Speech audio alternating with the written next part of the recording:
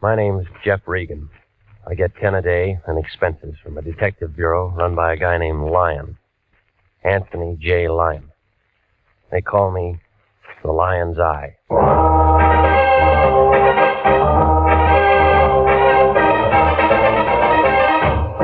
With Jack Webb as Jeff Regan, investigator, stand by for hard-boiled action, mystery, and thrilling adventure in tonight's story of The Man in the Door.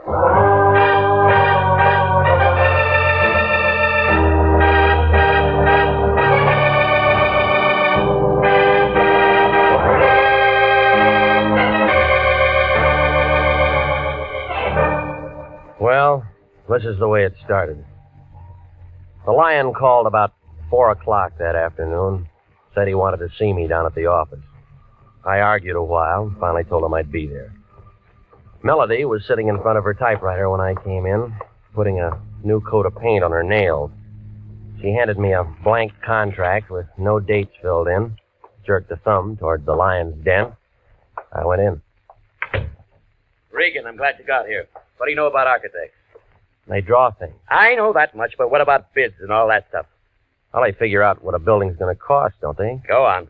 If whoever's paying for the building likes what they write down, then they're hired. A couple of architects, maybe 3 or 4, make bids. I suppose so. Low man gets the job. Why? Our client's an architect named Dudley Haynes, an office in the Park Central building. He thinks maybe the bank that's handling his bid might try to put something over on him. Banks don't do things like that. He thinks maybe a guy who works at the bank might be taking dough to shove his bid under the counter. Why didn't you say that in the first place? Because I'm saying it now. Haynes wants us to look into it. All right, who do I see? Haynes first. I only talked to him on the phone. I told him we'd have to have a contract and retainer before we did anything. That figures. So hop over there and find out what's what and make him sign that contract and get a check. Anything else? Make sure it's certified and call me if you run into any trouble.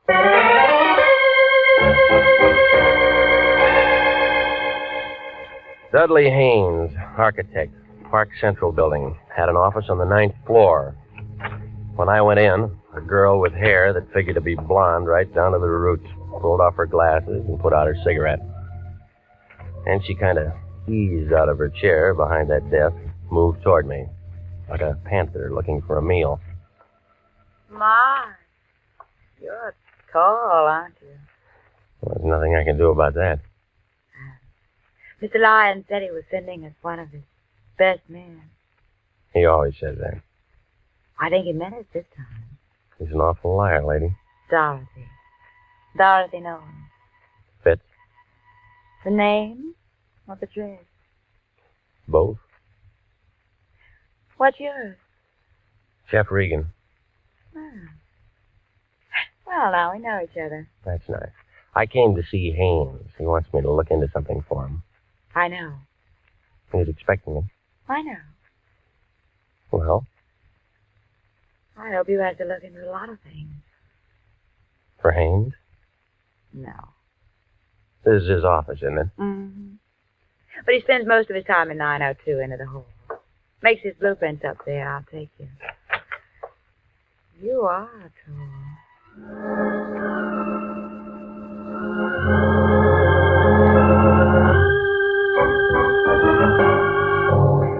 Well, we started down the hall. We got about 10 feet from the frosted glass door at the end. We both stopped. We were looking at the outline of a big man behind the door. Both of us expected him to open it and walk out. Oh, he came out all right, but he walked right through it. Oh, he's been shot. Oh. Do you know him? It's my boss, Mr. Haynes. No, it was your boss, lady. He's dead.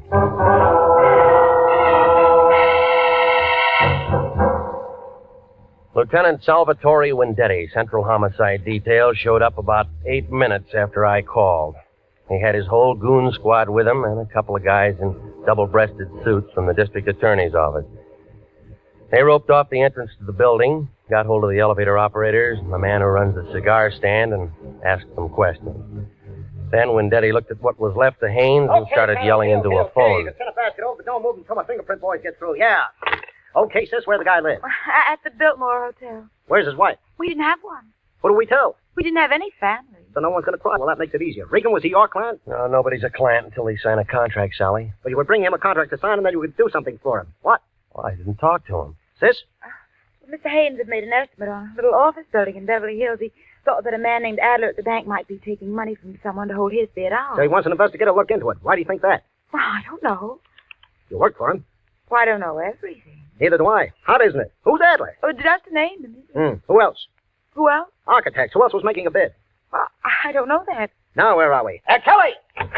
Yes? Guy named Adler at the Grand National Bank. Bank. Pick him up and have him down to my office in half an hour. Yes. What do you want to do about reporters, Sally? Tell him to go jump in the lake. Yes. They always spell my name wrong. How long you two known each other? An hour? Nice. What do you mean by that? Just nice. Didn't hear any shots? No, we didn't. Tell me more about the bid. Well, what's there to tell? The setup.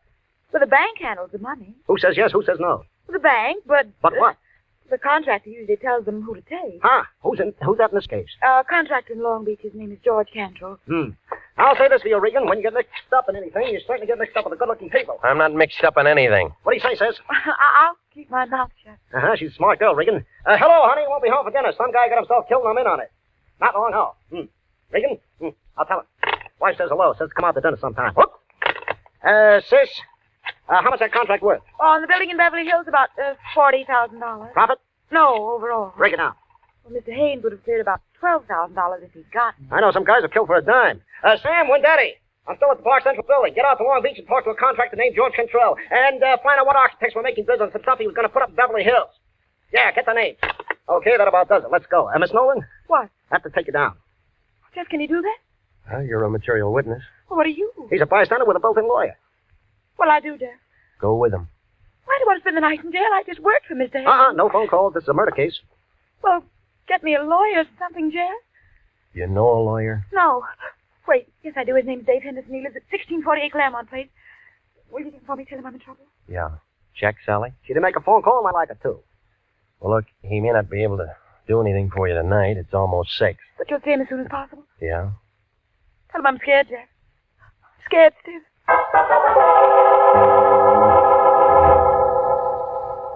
Well, I stayed there and phoned the Lyon, told him what had happened. Oh, he got mad and yelled something about me being a jinx on all our clients, and then he hung up. So I went through the classified telephone directory under attorneys and Henderson. There was a Ben, a George, a Joe, a William, but no Dave Henderson. So I drove out to the address that she'd given me. It was a blue apartment house 4 blocks west of Vermont over by the Coliseum. Somebody was cooking hamburgers somewhere, and somebody was all worked up over a ball game on the radio. I picked the baseball fan. Well, what'll happen now is anybody's guess, but let me tell you that this ball game is a long way from being up. Hey, what'd I tell you? It's outside the ballpark, and they're coming in like homing pigeons. Bases are loaded, and they're all coming in. Oh, it's going to be 8-5. Come on, the ball game's not that good. What's so important, Pilgrim? I'm with the ball game. I'm looking for a man named Dave Henderson, a lawyer. So what? Somebody told me he lives in this apartment house. Who told you that? A lady. Ha! Does he live here? You try looking at the mailbox? No name. You cop? Private type. Ha! Does he live here? Sure he lives here. Well, where? Enter the hall, 106. Thanks. So he's a lawyer, is he? With his kind of friends? Ha! What does that mean? You're young, ain't you, Curly? I got a driver's license. Let me tell you something. Don't go knocking on no doors and hear a ball game. Remember that. Yeah, I'll remember And that. you can tell him Tessie Bogart to start to that one. And the score is 8-5 coming into the first half of the ninth, and this has been some ball game, let me tell you. 106. Here we are. Come on in. It's unlocked. Your name Dave Henderson? Yeah, who wants to know? My name's Regan. I'm a private investigator with the International Detective Bureau. Wrong steer gumshoe. I don't need one. Look, I'm not looking for work. I'm looking for you. What'd you say it was? Regan? That's right. R-E-G-A-N. Regan. Regan. Learned that just an hour ago. Cute, huh? I met a friend of yours today. Dave Henderson never had a pet. She said she was a friend of yours. But I didn't say it was a friend of hers. Hey, who are we talking about anyway? Dorothy Nolan. How is Dorothy? Not so good. Thought you were a detective. I am. You sound like a doctor. Look, you sound like a guy with a chip on his shoulder. Sound like a lot of things. You're trying to be tough, Pete. No wonder you aren't in the telephone directory. I'll just skip that. She said you were a lawyer. They say I drink too much. Haven't seen me drinking, have you? She wants you to get in touch with her. The man she was working for was murdered today. She kill him? Well, they're holding her. Material witness or suspect? Material witness right now. She doesn't want to spend the night in jail. Who does? That's why she isn't feeling so good, huh? He wants me to get her out. Something like that. Who's handling the case downtown? Detective named Wendetti. And where do you come in? Well, they didn't give her that one phone call. Yeah. You're sensitive. What if I said no? Well, that's your business. You know why she asked you to see me? Because I'm a guy she knows.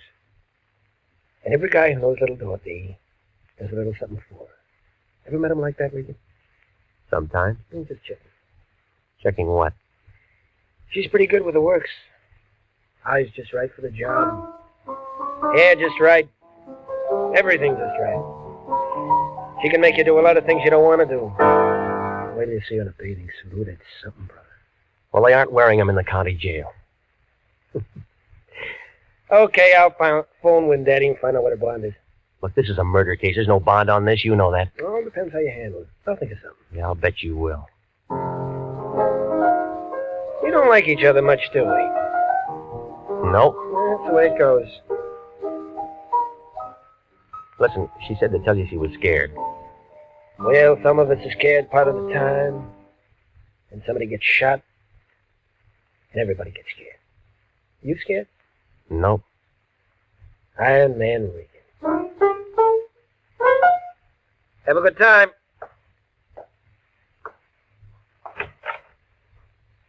Did I say Haynes was shot? No. You didn't say a thing. See you somewhere, Peter.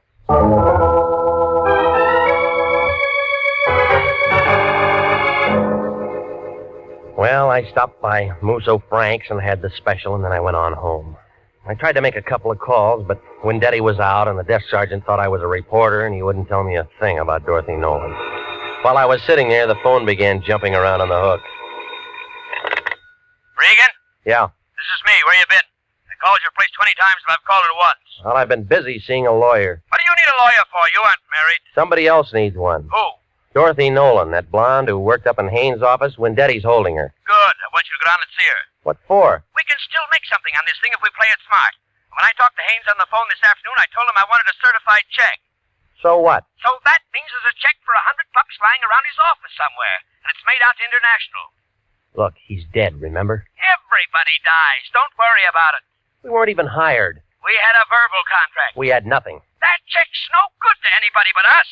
We didn't do anything for him. Well, buy him some flowers. Now hop down to the pokey and see that dame and find out where that check is. We can't do that. I talked to Harry Presidio, and he'll give us a lien to get in. Hello? Hello? Regan, you're still there? I was still there, but I wasn't listening to the Lion. I was looking at a skinny little man with one leg. Hey, Regan, you're still there? Now, don't ask me how he made it inside my door. He was just there, propped up on a pair of crutches, swaying back and forth, watching me with a couple of sick gray eyes that were so full of water you'd think they were going to float right out of his head. All at once, he went down like a busted sugar sack. He'd been shot twice through the neck with a small caliber gun, a 25, 32, I don't know. I found a dozen razor blades in one pocket and 2 dozen sets of shoelaces to go with them. There wasn't anything that told me his name, but there was a picture inside his shirt pocket. One of those things that you have taken in a penny arcade, you know, in front of phony pasteboard props. Well, the man with one leg was looking out from between a pair of painted angel's wings. And the guy standing next to him, who was smiling up at the halo, was the same man that I'd seen that afternoon. An architect named Haynes. A man who needed the private detective. A man who walked out a glass door and then dropped dead. And the one printed word above that picture stuck out like a wart on an egg that said, Happy Land. You were listening to The Story of the Man in the Door. Tonight's adventure with Jeff Regan, Investigator.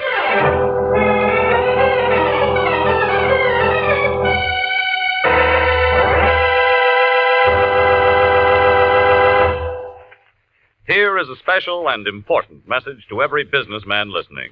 To every businessman, regardless of the size or the type of his business. Gentlemen, do you realize that the schools of this community help you every day that you're in business? That's right. For one thing, our schools teach the boys and girls of this community to cherish the human rights, the free enterprise on which our country and your business are founded. With each new generation graduated from our schools, the Army defending our way of life and your business grows stronger. What's more, good teachers and well-equipped schools do a better job of developing our children's talents. The result? School graduates who become more skilled and more efficient employees. So remember, any time and taxes that you contribute to improving local schools are an investment in your own business future. Education is good business. Education can maintain our freedom.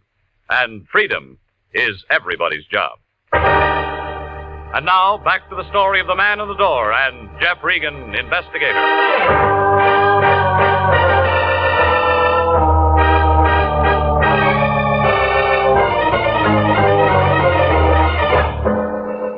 Well, I left the little man with the one leg lying there. There wasn't much I could do for him. I wanted to wait before I called homicide. I took the picture I found in his pocket and I drove to Happy Land. It turned out to be an open-air penny arcade on 5th and Main. Smelled like all the hot dogs in the world had been made right there. There were machines all over the place telling you how strong you were, how rich you'd be, and who you'd marry. All for a penny. I guess it wasn't much of a bargain. The only customer was a sailor trying his luck at the shooting gallery. Back in the corner, a tired-looking girl in light blue slacks and a dirty gray sweater was sitting on a stool by the hot dog counter staring at nothing. Want some pennies? Not right now, no. Oh, just looking? Go ahead. When you figure out where you're going to spend your money, come back and I'll give you some change. You got a picture gallery here? Oh. Don't tell me you're a real big spender and want to have your picture taken. Maybe. You got one? Yeah, we got one. Where is it? In there. If you really want to get your picture taken, I'll climb off this stool and take you back. I want to tell you now, if you're just trying to be sociable, you can go and fly kites. You run the picture concession? I run the picture place and the hot dog place, and I sweep out in the morning. Oh, I wish I had better brains than to marry that slob and get myself stuck in a cheap dump like this. All right. Do you remember taking this picture? How would I know? I take a lot of pictures. Well, come on, look at it. All right. Yeah, I took it. That what sold you? When? How do you think I am? Can't remember what night it is every time a pair of drunks comes in and wants their pictures taken together. Well, try to remember, will you? You're a real wise guy, mister. You don't want no picture. You just want some talk. You're a cop. Friend. I met the little guy in the picture once. Dusty? What was that? I thought you said you met him once. Well, we weren't introduced. I just met him. Who is he? Dusty Rhodes. Works the circuit. What circuit? 5th and Main, STEM. Business section. What kind of business? Dusty handled the razor blade and shoelace traffic. He hates pencils. What'd he do when he wasn't working? What does anybody do? He went out and got loaded. Go on. And you don't know him very well for a friend. How am I going to know I'm not getting Dusty in trouble talking to you like this? Nobody can get him in trouble anymore, lady. What do you mean? He was shot tonight. Oh, no. Oh, poor little guy. Do you know where he lived? Seashore Hotel. The Seashore Hotel. Oh, gee, Miss, I'm sick. Oh, I'm real sick.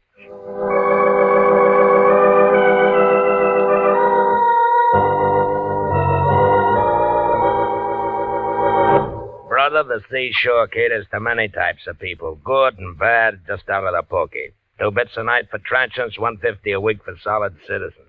And sign and register, it's a law. I'm not looking for a room. Then you're wasting my time, brother. My beer's getting warm. Look, I'm a private investigator. My name's Regan. I liked you before you said them 2 words, brother, but you have soured me. Private investigator means private eye, and it all means cop. And you are not welcome. Now blow. I'm trying to find out something about a man named Dusty Rhodes. We do not ask questions, and we do not give answers. Now blow. I was told he lived here. You find me tongueless, brother. Now blow. Did you know him? During the last 5 years, I have acquired 85 pounds and a very bad heart, or I'd have you in the alley right now. Oh, yeah, sure you would. Here.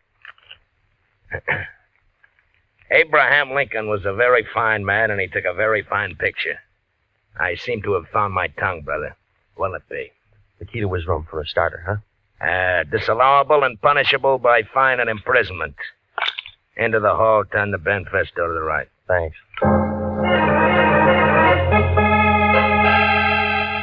Well, I don't know what I expected to find there. Outside of more razor blades and more shoelaces was a little room full of dirty white curtains and a wire bed that sagged in the middle. I was standing there watching a neon sign advertise beer a block down the street when I thought I heard somebody behind me. Whoever it was had been drinking bad whiskey, but he was still pretty good.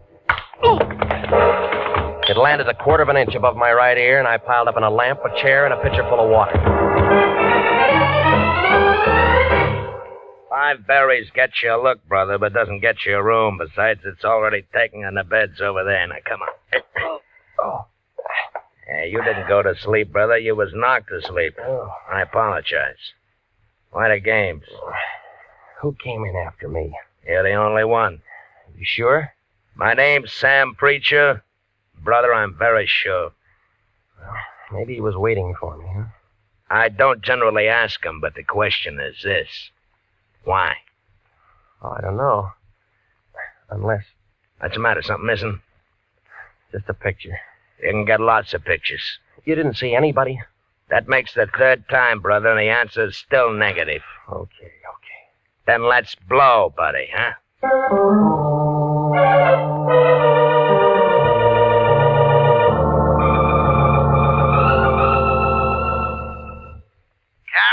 office. Luke, this is Regan. The Lion's Eye. What's with you, baby? When Daddy tells me you walked into one today. Yeah, I did. You got him there? Haynes Dudley? Sure. Want to come down and take a look? He's toe-tagged and salted down real pretty. Yeah, I'll bet. Them 32 slugs was just incidental. The guy had 4 weeks at the outside.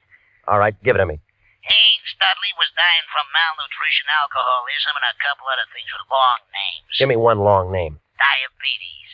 He didn't take good care of himself, funny, huh? A misspent life. Somebody's gonna take the gas chamber for nothing. When Daddy know this? Sure. And he was wearing a brand new suit, too. We'll sew up the holes, we'll bury him in it. Well, you aren't finished yet, Luke. Baby! A guy with one leg dropped dead in my place a couple hours ago. It's after 11. I'm sorry, Luke. They connected? Yeah? Murder? Yeah. Well, come down and see us anytime, Regan. We're open 24 hours a day.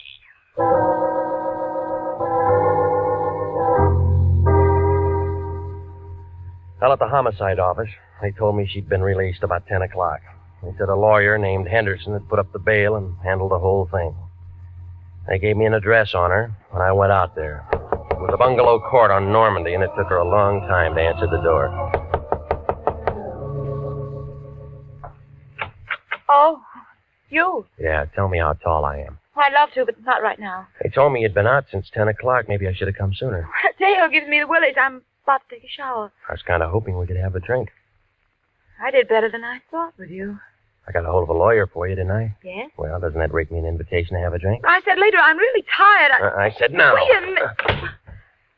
Well, if you're that thirsty, all right. That's better. Isn't every day my boss gets killed and I meet a private detective? I need a drink. I was slugged tonight. Slugged? Yeah, right here, see?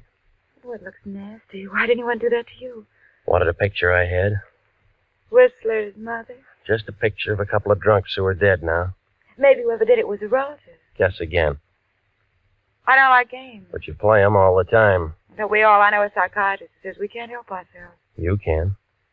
I liked you when you walked into the office this afternoon, but I'm not so sure I like you now. Maybe you better go. Expecting somebody, huh? What are you doing? You let go of me. Let go Oh, no, baby. You got real nice eyes. I want to look at them. Let go. He's crazy. Hello, Dave.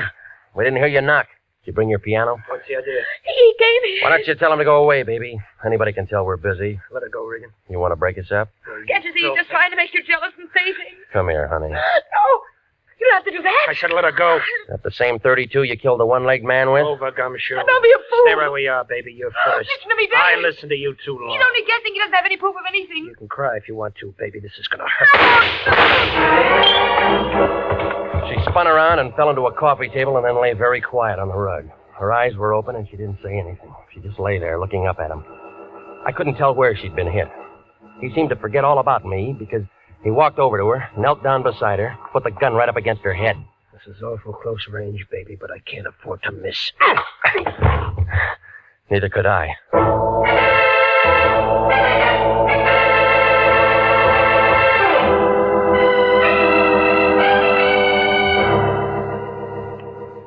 Well, when Daddy and I stuck our heads together, and it all came out when we looked into a couple of things.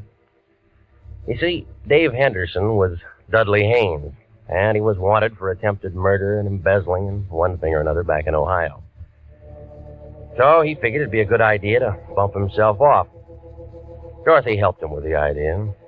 They both went down on Main Street, and they picked up an old bum, dressed him up in a new suit, and shot him. I was supposed to walk in with Dorothy, and she'd identify the body, and as far as anybody knew, Dudley Haynes would be dead. Dave didn't figure that she'd be taken down. She didn't figure that she'd get scared, and neither of them figured the man with one leg was a pal of the man that they'd shot. Well, it seems that they'd looked through a lot of files, and they'd figured that a lot of murders go unsolved. Maybe they do. I don't know. Well, anyway, he sat down on that little bench up there in San Quentin last week. The one with that bucket of acid in the room. Oh, he held his breath as long as he could, but everybody has to breathe. He's buried up there with a lot of other guys that figured they could get away with murder. Dorothy? She wasn't hurt too bad.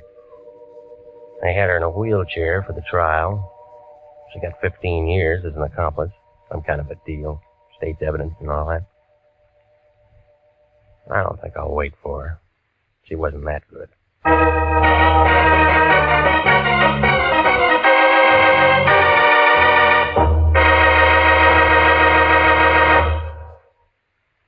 Jack Webb is featured as Jeff Regan, with Wilms Herbert as Anthony J. Lyon. It's CBS at 9:30 next week for more hard-boiled action and mystery with Jeff Regan, Investigator. Written by E. Jack Newman and produced by Sterling Tracy. Dorothy Nolan was played by Betty Lou Gerson, and David Ellis was Dave Henderson. Lorene Tuttle, William Conrad, and Lou Krugman supported.